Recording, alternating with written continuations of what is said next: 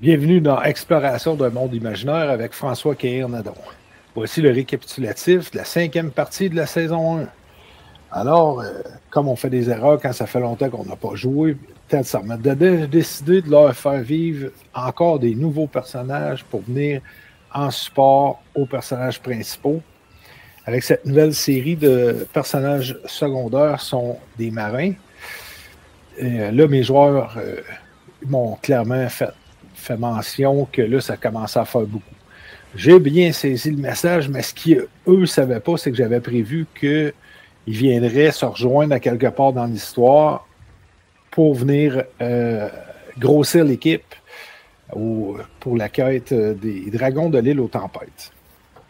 Alors, les marins, dans leur background, le personnage de Lucas le Faussaire, désirant avoir un salaire, un urgent besoin de gagner sa vie.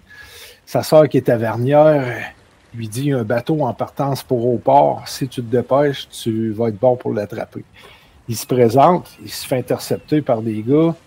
Il dit « Hey, t'es-tu avec le paladin de tir? » Non, non, j'ai rien à voir avec. Fait qu'il laisse monter sur le bateau. Le départ a lieu. Après quelques jours, ils s'aperçoivent que le paladin de tir a été tabassé et qu'il semble avoir une rancune envers l'équipage. Ça reste là, ils apprennent que le capitaine est malade et que c'est le second qui le remplace.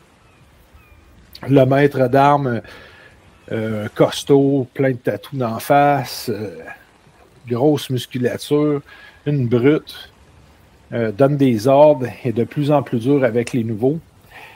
Et ils s'aperçoivent que le second, lui aussi, à son tour, commence à être malade.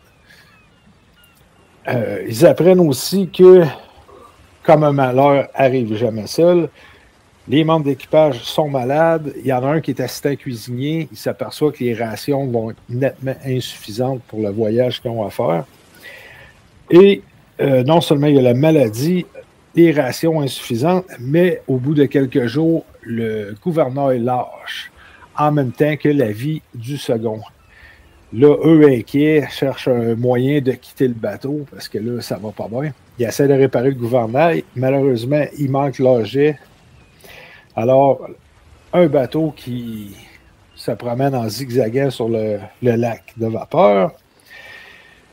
Alors, ils veulent s'en aller. Ils découvrent, en allant réparer le gouvernail, que le navire transporte des esclaves. Et la brute qui prend maintenant contrôle du bateau, décide de les balancer par-dessus bord. Je parle bien des esclaves et non des joueurs, pour économiser les rations. Et eux, vu qu'ils sont les derniers à être arrivés sur le bateau, ils leur mènent chaloupe à l'eau, un peu de vivres, mais pas beaucoup, un baril d'eau, et ils les abandonnent en plein lac. Nous les reverrons plus tard. Les personnages principaux. On va mettre une musique appropriée.